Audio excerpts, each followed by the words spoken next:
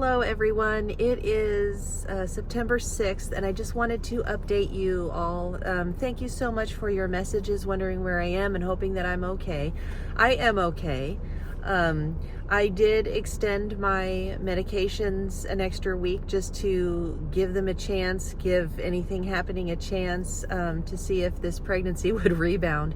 But unfortunately, it did not rebound. There were some lines that showed up last Monday, and it was exciting, but sure enough, they began to fade again. So there was a little bit of a rebound, if you will, but then it went away. And so it is over and I'm off my medications, and I should probably start a new cycle maybe next Monday.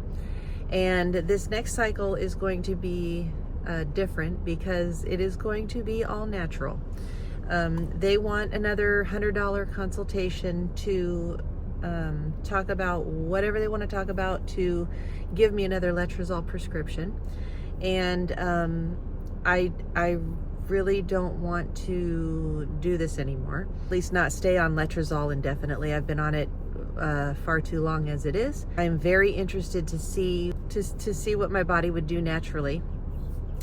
I am going to do fasting this time around, and I'm going to incorporate a lot of different food items that support and boost estrogen during my follicular phase.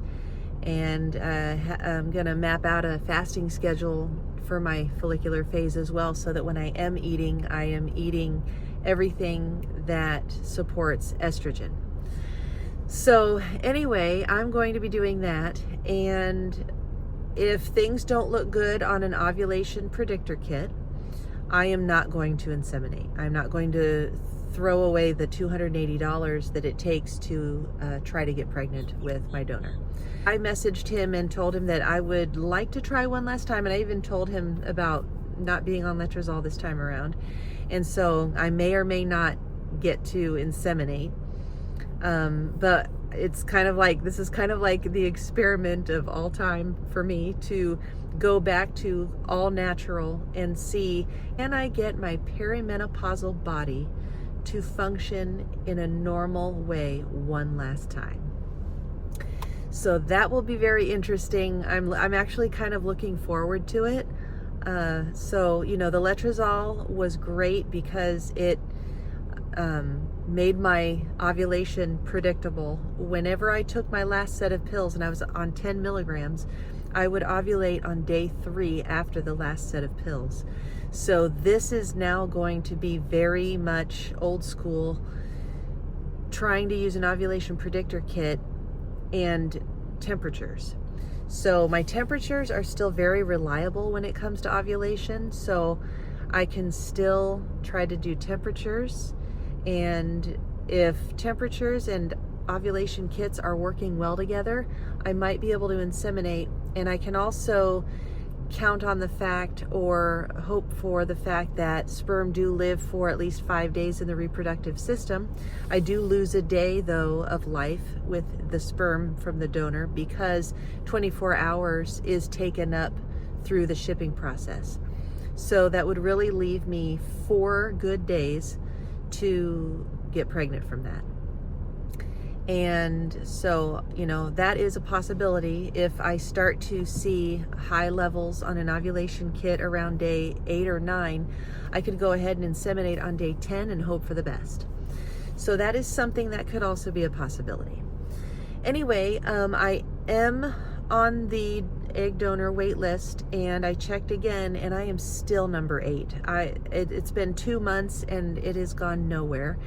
And I went back and looked, and I couldn't believe it, but I found a girl that I liked that I thought had disappeared for some reason. So this girl I actually like better than I called it my second choice to the donor team, but actually she was my first choice. After the first choice, turned out she only had 2 frozen eggs left in the bank, and so it wasn't a good deal to only get two eggs that may not even be okay or may die in the thaw. So she was actually my second choice, and I found her, and she only has one other person on her wait list. I said I slept on it, and I talked to my husband about it. So I went ahead and today put myself on the wait list, and so I'm number 2. They also said that the recipient ahead of me could decide to decline, and that would put me first with the donor's current cycle. And I said, what do you mean current cycle? Is she actually in stims right now? Is she taking her stimulation, her follicle stimulating injections for IVF? And the donor team wrote back, we don't have any information as of yet, but I said that I would also check back periodically, and they said, yes, check back next week to get more information on whether or not that first recipient is going to follow through with the current cycle, or if I can go ahead and become number 1 and do the matching. So the matching, there is a fee, and it's $300 to be matched. And then after we're matched, then I sign the agreement, talk about payment plan and all that kind of stuff. I did start looking for a sperm donor that they allow. They have many, many banks that they allow, that they work with in doing the sperm donor, sperm banks. And so I started looking at one of them, and I forgot that I had created a profile with one of these banks 6 years ago. And I couldn't believe it. I went to their website, and it said, you have access to donor so-and-so indefinitely or for a lifetime or whatever.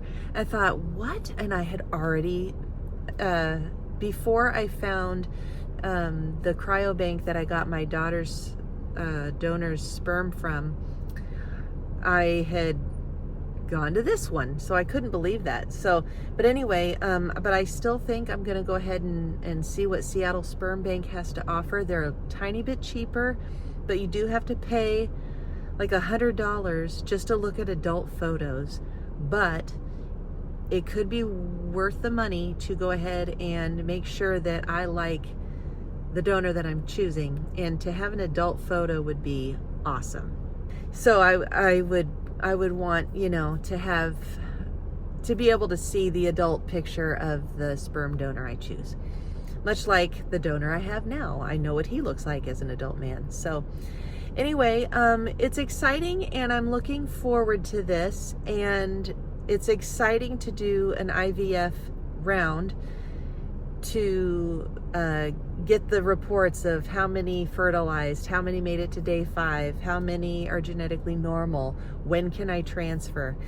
And it's a hard place to be in when all you ever wanted were your own children. And unfortunately, I did not get to be married in time to use my own eggs, except for Hannah. So Hannah was my very last regular healthy cycle where I got a normal healthy egg, and I got to have my own flesh and blood daughter. After her birth, my cycles were never 13-day ovulation after that. They were, I believe it started off with day 11. I think it went straight to day 11, and you can get a healthy good egg on day 11, but it was from then on for 5 straight years that I had nothing but chemical pregnancies. I get pregnant very easily, and unfortunately, because my ovaries are calling it quits, they cannot make a good, healthy, normal egg to come out. So it's been a struggle, and I'm a diehard when it comes to this stuff. I'm like, well, maybe next cycle, and I'm going to change this and that, and I'm going to eat this, and I'm going to do that and everything. And 5 years later, I'm only older than I was when I started this at 42 years old. So it's time to call it quits, but the desire for more children is still very strong. A lot of times I think, can I just stop this whole thing and just have Hannah be an only child and hope that she can just have a bunch of friends that can come over and do this and that? But having friends is different, and even now we're experiencing the separation of her and her friends from her previous school. She cried and was devastated and upset that she is no longer seeing, this girl and that boy and, every day at school. And she was devastated about that. And the reality is, I don't have time in my day, and the weekends become cramped with things to make all of these different, and you can play every now and again, but it's not regular, not like what she can have at school. So I'm glad she's making new friends at her new school that she's seeing every single day. But boy, the separation, that was hard. But the desire in me to have more children is still there, very strong. And, even though they would not be my own flesh and blood, I would still love them as my own. So, but I got to have my own child, and I love her so much.